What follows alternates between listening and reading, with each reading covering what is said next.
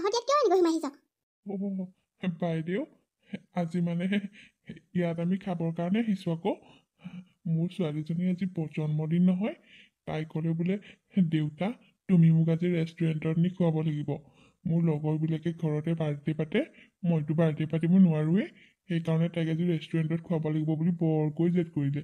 সেইকাৰণে লৈ আহিছোঁ ইয়ালৈ। ৰেষ্টুৰেণ্টত খাবলৈ আহিছে তহঁতে? ঐ, তহঁতে কি ভাবিছ? তহঁতৰ দৰে ভিক্ষাৰীৰ কাৰণে এখন ৰেষ্টুৰেণ্ট খুলি থৈছে বুলি ভাবিছ নেকি? হা? তহঁতৰ নিচিনাবোৰৰ কাৰণে ফুটপাথত ঢেৰ দোকান আছে। যা, তাত ৰুটি পুৰি খাই আৰু ঘুগুনি খাই যাবি। তহঁতৰ কাৰণে এইবোৰ ৰেষ্টুৰেণ্ট নহয়।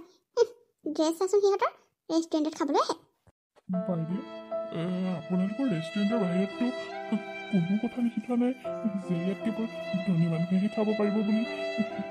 আমিতো পইচা দিহে খাম, আমাক আপুনি ফ্ৰীকৈ দিব নালাগে নহয়।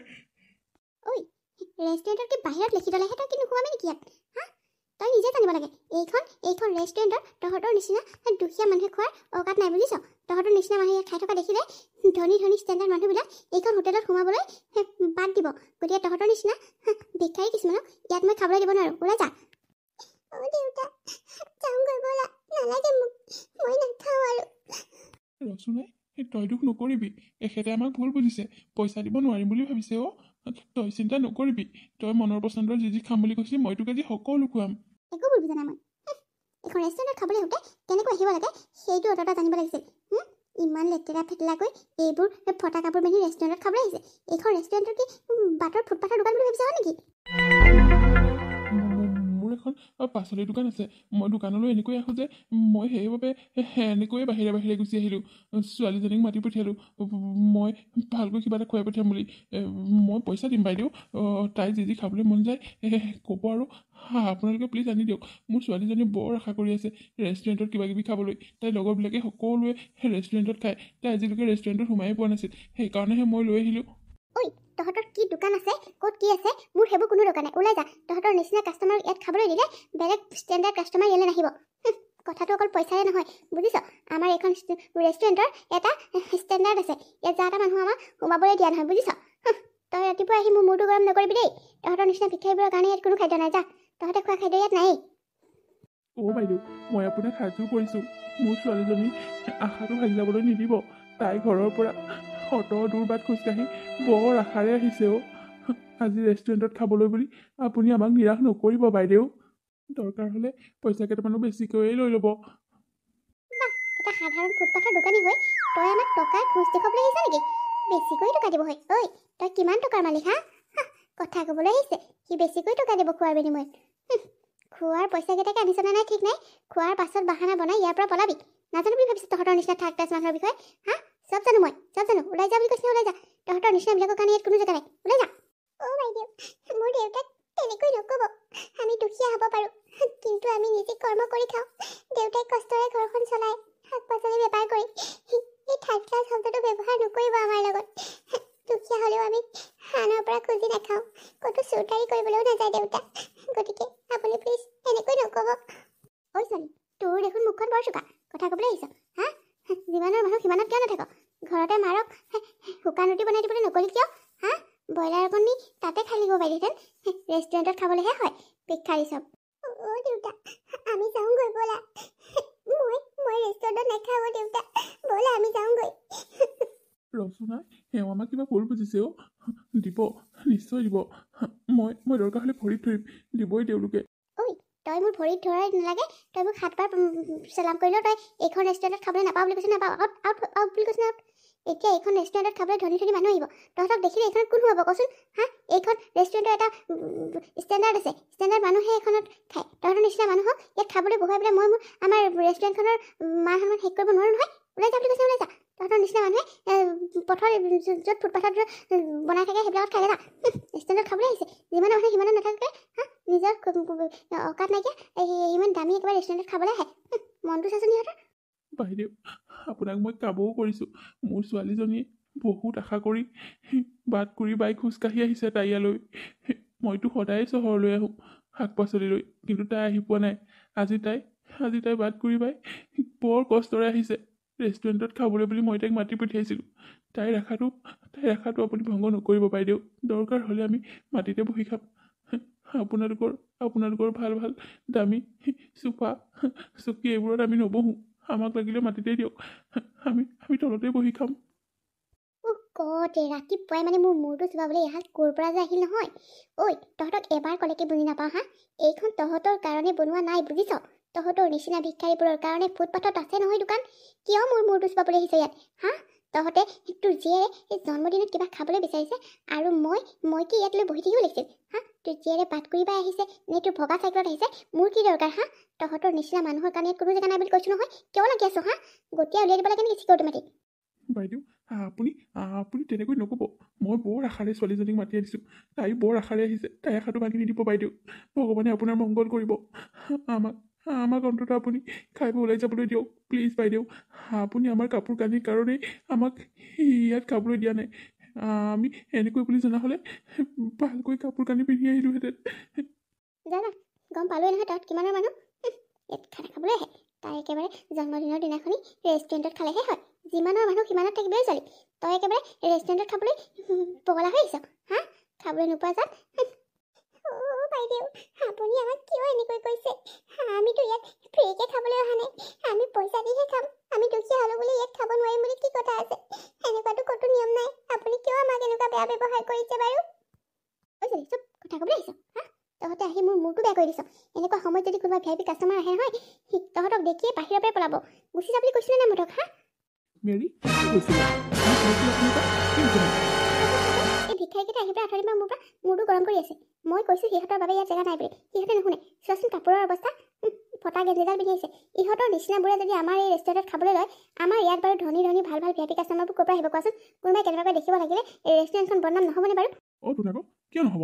এইবোৰক সোমাবলৈ দিব নালাগে। চিকিউৰিটি ক'ত আছিল? জানো সি ক'ত আছিল? এইবোৰ কেনেকৈ সোমাবলৈ পেলাই ৰেষ্টুৰেণ্টত? মই এতিয়া কৈয়ে থৈছিলোঁ যে মানুহৰ ড্ৰেছ পাতি চাইহে ভিতৰত সোমাবলৈ দিবি।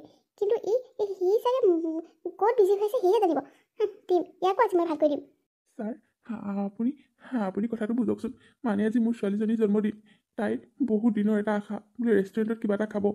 সেই বুলি ছোৱালীজনীক মই বহু দূৰ বাট কৰি লৈ আহিছোঁ। আপোনালোকে আমাক কিবা এটা খাবলৈ দিয়ক ইয়াত। আমি পইচা দিহে খাম, ফ্ৰীতেতো নাখাওঁ। ঐ বুঢ়া এবাৰতে ক'লে নুশুনা নেকি? তহঁতৰ নিচিনা দুখীয়া মানুহক ইয়াত খাবলৈ দিলে আমাৰ ৰেষ্টুৰেণ্টলৈ ধনী মানুহ নহা হ'ব। ওলাই যা তহঁত ইয়াৰ পৰা। তহঁতৰ কাৰণে ইয়াত খোৱা বস্তু একো নাই। যা ফুটপাথত বহুত কিবা কিবি পাবি, তাতে খাই ল'বি। ঐ ছোৱালী যা তোৰ জন্মদিন বুলি ফুটপাথতে কিবা কিবি খাই ল'বি। ইয়াত তহঁতৰ হেচিয়তৰ বস্তু নাই। তহঁতে চাগে হাতত 50 টকা এটা লৈ আহিছ চাহ আৰু চিঙৰা খাবলৈ। ইয়াত একাপ চাহৰ দাম 100 টকাৰ ওপৰত বুজিছ। তহঁতৰ এই নোৱাৰ সেইবোৰ দি খাব। মই 50 টকা লৈ অহা নাই। মই পইচা লৈ আহিছোঁ। যিমান হয় সিমান দিম। কিন্তু আমাক খাবলৈ দিয়ক। ছোৱালীজনীৰ আশাটো চেঁচা পানী নেঢালিব। আপোনালোকক মই কাবৌ কৰিছোঁ। আৰে একেটা কথাকে আৰু কিমান বুজাব লাগিব? ঐ এই বুঢ়াটোক ধাক্কা মাৰি ইয়াৰ পৰা উলিয়াই দেচোন হা? অথনিৰ পৰা ইমান ভালেৰে বুজাই আছোঁ নুবুজে। গতিকে এনেকুৱা মানুহক কোনো দৰকাৰ নাই ভাল ব্যৱহাৰ কৰি থাকিবলৈ। ইয়াক গতিয়া উলিয়াই দেচোন। ঠিকেই কৈছ। ইয়াক বাহিৰলৈ গতিয়াই উলিয়াই দিব লাগিব। নহ'লে কথা ক'লে নুশুনে। ইফালে আজি ছাৰৰ দেউতাকো অহা কথা আছে ৰেষ্টুৰেণ্টখন চাবৰ কাৰণে। কেনেবাকৈ যদি এই ভিক্ষাৰীবোৰক এনেকৈ সোমাই থকা দেখে নহয় আমাৰ চাকৰিয়ে যাব। নাই বাইদেউ মই আপোনাৰ ভৰি থৈছোঁ। মোৰ দেউতাক গতিয়াই উলিয়াই নিদিব। আমি নিজে ওলাই যাম। তোৰ লেতেৰা হাতকেইখনেৰে মোৰ এই দামী পেণ্টত টাচ কৰিবলৈ আহিছ হা? এটা কোৰ মাৰিম বাহিৰত পৰিবিগে গৈ। অ' গড এইবোৰে আমাৰ মূৰটো গৰম কৰিবলৈ ক'ৰ পৰা যে ওলাই আহি নহয়। ঐ তহঁত এতিয়াই যাবিনে হা? তহঁতক এতিয়া মই মাজনীও উঠ আমি যাওঁগৈ ব'ল। ইয়াত আমাৰ বাবে স্থান নাই। ব'ল। তোৰ দেউতাৰে তোৰ মনৰ আশাটো পূৰণ কৰিব নোৱাৰিলেও আজি জন্মদিনৰ দিনাখন আপোনালোকক শেষবাৰৰ বাবে অনুৰোধ কৰিছোঁ। মোৰ ছোৱালীজনীক কিবা এটা খাবলৈ দিয়ক।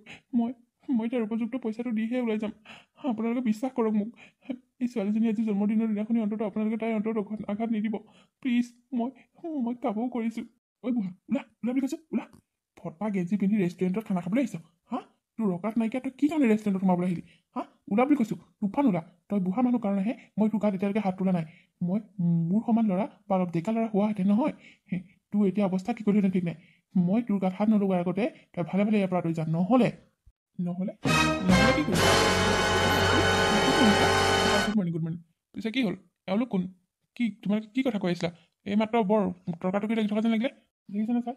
অথনিৰ পৰা জেদ কৰি আছে বোলে জে কৰা যে বাৰ্থডে ৰেষ্টুৰেণ্টত খাবলৈ আহিছে। কাপোৰ কি পিন্ধিছে চাওকচোন। ফটা গেঞ্জি চুৰিয়া পিন্ধি লৈ আমাৰ ৰেষ্টুৰেণ্টত খাবলৈ আহিছে। এনেকুৱা মানুহক বাৰু ৰেষ্টুৰেণ্টত বহাই খাবলৈ দিব পাৰিনে? এনেকুৱা মানুহক দেখিলেতো ধনী মানুহবোৰ ৰেষ্টুৰেণ্টলৈ নহা হৈ থাকিব। অঁ হয় নেকি?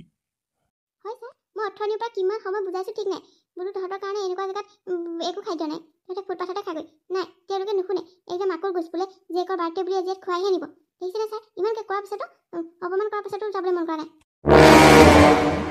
তোমালোকে তাৰমানে ইয়ালৈ অহা কাষ্টমাৰৰ ড্ৰেছ চাই পেলাইহে খানা খোৱা নেকি হয় ছাৰ যিমান যি হ'লেও আমাৰ ইমান ষ্টেণ্ডাৰ্ড ৰেষ্টুৰেণ্টখনত ষ্টেণ্ডাৰ্ডকৈ কাপোৰ কানি পিন্ধি আহিব লাগে নহয় জানো এনেকৈনো কেনেকৈ দিম বাৰু তোমালোকক এইটো কথা কোনে ক'লে এইখন মোৰ ৰেষ্টুৰেণ্ট হয় ইয়াৰ নিয়ম মই ক'ম তোমালোকে ইয়াৰ নিয়ম মানিবলৈ কোন হা তোমালোকে কাষ্টমাৰৰ লগত এনেকুৱা ব্যৱহাৰ কৰিবলৈ কথা ক'লা আপুনি তেনেকৈ কৈছে অঁ তেনেকৈ কৈছোঁ আৰু কেনেকৈ ক'ব লাগে তোমালোকক পাহৰি নাযাবা যে এইখন ৰেষ্টুৰেণ্ট মোৰ হয় তোমালোক ইয়াৰ কৰ্মচাৰীহে মই নাথাকোঁ বাবে তোমালোকে কি দুখীয়া মানুহৰ লগত কি এনেকুৱাই ব্যৱহাৰ কৰে নেকি হা কাষ্টমাৰ এজন আমাৰ কাৰণে ভগৱান আৰু তোমালোকে কাষ্টমাৰজনৰ লগত কি ব্যৱহাৰ কৰিছা হা তোমালোকৰ পৰা মই এই আশা কেতিয়াও কৰা নাছিলোঁ কিন্তু ছাৰ যিমান যি হ'লেও ইমান দামী ৰেষ্টুৰেণ্ট এখনত অন্ততঃ ভালকৈ ড্ৰেছ পাতি কৰি আহিব লাগে পিন্ধি খাবৰ বাবে এনেকৈ আহিবলৈ দৰকাৰ নাই নহয় চুপ থাকা একদম চুপ কথা ক'বলৈ আহিছা আৰে তেওঁলোকৰ হাতত তোমালোকৰ নিচিনা দামী কাপোৰ নাথাকিব পাৰে সেই বুলি কি তেওঁলোকে ৰেষ্টুৰেণ্টত সোমাই একো এটা খাব নোৱাৰিব নেকি হা ইয়াততো মই কোনো ধৰণৰ তেনেকুৱা নিয়ম মানি দিয়া নাছিলোঁ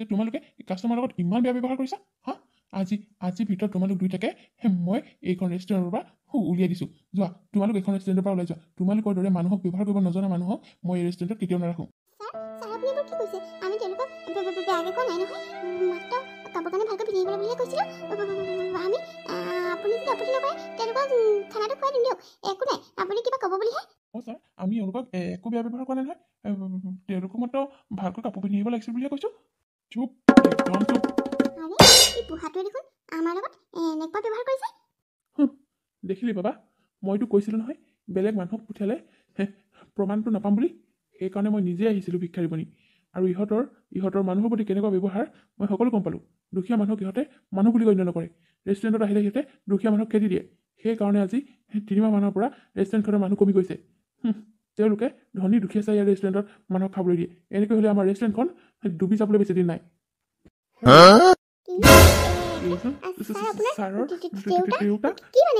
অঁ এখেত মোৰ দেউতা তোমালোকৰ বিষয়ে বহুতে কমপ্লেইন দি আছিল মই বিশ্বাস কৰা নাছিলোঁ সেয়েহে দেউতাই এনেকৈ আহিবলৈ বাধ্য হ'ল যাতে তোমালোকৰ ব্যৱহাৰখিনি কেনেকুৱা জানিব পাৰে হয় ছাৰ আৰু মেডাম আপোনালোকৰ ইতিমধ্যে ব্যৱহাৰ কেনেকুৱা মই গম পাই গ'লোঁ আৰে তোমালোকে ইমান বেয়া ব্যৱহাৰ কৰিব পাৰা দুখীয়া মানুহ হ'ল বুলি মানুহৰ কি সাজ সজ্জা চাই পেলাই মানুহক তোমালোকে ব্যৱহাৰ কৰা হা আজি অলপ দিনৰ পৰা তোমালোকৰ কথা মই বহুকানে শুনি আছিলোঁ কিন্তু আজি নিজে প্ৰমাণ পালোঁ এনেকুৱা মানুহক আমাৰ ৰেষ্টুৰেণ্টত ৰখাৰ আগত এবাৰ ভাবিব লাগিছিল ইহঁতৰ টেষ্ট লৈ চাব লাগিছিল গম পাইছেনে ল'ৰা ইহঁতক এইখন ৰেষ্টুৰেণ্টত থকাৰ যোগ্য নহয় ইহঁত মানুহক মানুহ বুলি নক'বা অথনিৰ পৰা মোক ভিক্ষাৰী বুলি ভাবি কিমান যে কি কথা শুনালে ঠিক নাই এনেকুৱা ব্যৱহাৰত কোন সেই কাষ্টমাৰ ইয়াত খাবলৈ ৰৈ থাকিব হা মই একমাত্ৰ ধৈৰ্য ধৰি আছিলোঁ কাৰণ সিহঁতৰ আচল ৰূপটো জানিবৰ কাৰণে এনেকৈ হ'লে আমাৰ ৰেষ্টুৰেণ্ট ডুবিবলৈ বেছি দিন নালাগিব বাবা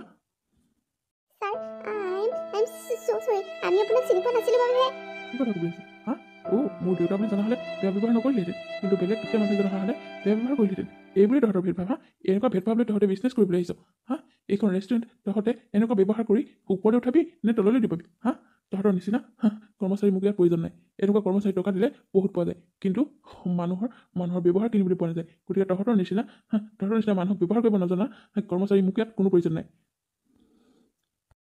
আপুনি তেনেকৈ নক'ব আমাক এনেকৈ উলিয়াই নিদিব ছাৰ আমাৰ বহুত ডাঙৰ ভুল হৈ গ'ল আমি এনেকুৱা কৰিব নালাগিছিল ছাৰ আমাক ক্ষমা কৰি দিয়ক ছাৰ অঁ ছাৰ আপোনালোকে আমাক ক্ষমা কৰি দিয়ক আমি এনেকুৱা কৰিব নালাগিছিল ছাৰ আপুনি আমাক ক্ষমা কৰি দিয়ক আমাৰ বহুত ডাঙৰ ভুল হৈ গ'ল তহঁতি ক্ষমাৰ যোগ্য নহয় তহঁতৰ নিচিনা কৰ্মচাৰীক ৰাখিলে ইয়াত পুনৰ এনেকুৱা ধৰণৰ ঘটনা সংঘটিত হ'বলৈ বেছি দিন নালাগে ইতিমধ্যে ৰেষ্টুৰেণ্টৰ কাষ্টমাৰ কমিছেই তহঁতৰ নিচিনা কৰ্মচাৰী ৰাখিলে ইয়াত একো লাভ নহ'ব গতিকে তহঁতে আজিয়ে এই ৰেষ্টুৰেণ্ট এৰিব লাগিব এয়া মোৰ সিদ্ধান্ত এয়া মোৰ সেই সিদ্ধান্ত গতিকে ইয়াত কোনেও একো কথা মাত মাতিব নোৱাৰিব মই যাক এবাৰ না বুলি কওঁ না তহঁতৰ ব্যৱহাৰে মানুহৰ মনত কিমান আঘাত দিব পাৰে সেয়া মই আজি নিজে অনুভৱ কৰিলোঁ এইখিনি জানিবৰ বাবেই মই ইমানখিনি এক্টিং কৰিলোঁ তহঁতৰ কথা প্ৰথমেই যদি মই শুনিলোহেঁতেন মই যদি সঁচাকৈ এজন দুখীয়া মানুহ হ'লোঁ হয় তহঁতৰ প্ৰথম কথা কাৰণে মই এই ৰেষ্টুৰেণ্টখন এৰি থৈ এখন বেলেগ ৰেষ্টুৰেণ্টত খাবলৈ গ'লোহেঁতেন কিন্তু মই ইয়াত ধৈৰ্য ধৰি ৰখি আছিলোঁ কাৰণ তহঁতে মোক কি ব্যৱহাৰ কৰক আৰু কিমানলৈকে তহঁতে মোক বেয়াকৈ ক'ব পাৰোঁ সেইটো শুনিবৰ বাবেহে যাতে তহঁতৰ আচল ৰূপটো মই গম পাওঁ চৰি ছাৰ আমাক ক্ষমা কৰি দিয়ক আমাৰ বহুত ডাঙৰ ভুল হৈ গ'ল আমি এনেকুৱা কৰিব নালাগিছিল ছাৰ প্লিজ আমাক ক্ষমা কৰি দিয়ক ছাৰ নো বুলি কৈছোঁ, নো। ইয়াত ক্ষমাৰ কোনো কথাই নাহে। ওলাই যোৱা, এতিয়া ওলাই যোৱা, গেট আউট ফ্ৰম হিয়াৰ। যি মানুহে মানুহৰ সাজ সজ্জা চাই, মানুহৰ ধনী দুখীয়া চাই ব্যৱহাৰ কৰে, সেই মানুহক এইখন ৰেষ্টুৰেণ্টত কোনো প্ৰয়োজন নাই। ওলাই যোৱা বুলি কৈছোঁ, এতিয়া ওলাই যোৱা। নাই ছাৰ, আমাৰ বহুত ডাঙৰ ভুল হৈ গ'ল। আমাক এনেকৈ উলিয়াই নিদিব ছাৰ, বহুত ডাঙৰ ভুল হৈ গ'ল। আমাক ক্ষমা কৰি দিয়ক, আমি আৰু কেতিয়াও এনেকুৱা ব্যৱহাৰ নকৰোঁ ছাৰ। নাই নাই, যি মানুহে এবাৰ ভুল কৰে তাক মই কেতিয়াও ক্ষমা কৰি নিদিওঁ। এবাৰ সাপে খুটিলে বোলে কেছ লৈও হয়। তোমালোকে আমাৰ ৰেষ্টুৰেণ্টখন একেবাৰে শেষ কৰি পেলাবা এইবিলাক ব্যৱহাৰত। তোমালোকৰ দৰে মানুহ যে কেতিয়াবা সলনি হ'বা, সেয়া মোৰ বিশ্বাস নহয়। যি মানুহে মানুহক মানুহ হিচাপে গণ্য কৰিব নাজানে, সেইবোৰ মানুহক মোৰ ৰেষ্টুৰেণ্টত মই কেতিয়াও ৰাখিব নোৱাৰোঁ। এতিয়া ওলাই যোৱা বুলি কৈছোঁ। মই বাৰু তোমালোকে কোৱাৰ দৰে ধাক্কা মাৰি উলিয়াই নিদিওঁ। তোমালোক সন্মানেৰে ইয়াৰ পৰা ওলাই যাব পাৰা, আৰু মই একো ক'বলৈ নাই।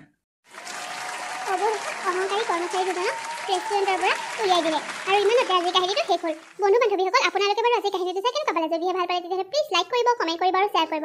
আৰু আপোনালোকে যদি মোৰ চেনেলত নতুনকৈ আহিছে তেনেহ'লে প্লিজ চেনেলটো ছাবস্ক্ৰাইব কৰি থৈ যাব। পুনৰ আপোনালোকৰ বাবে ধুনীয়া এটা কাহিনী লৈ আকৌ আহিম। ধন্যবাদ।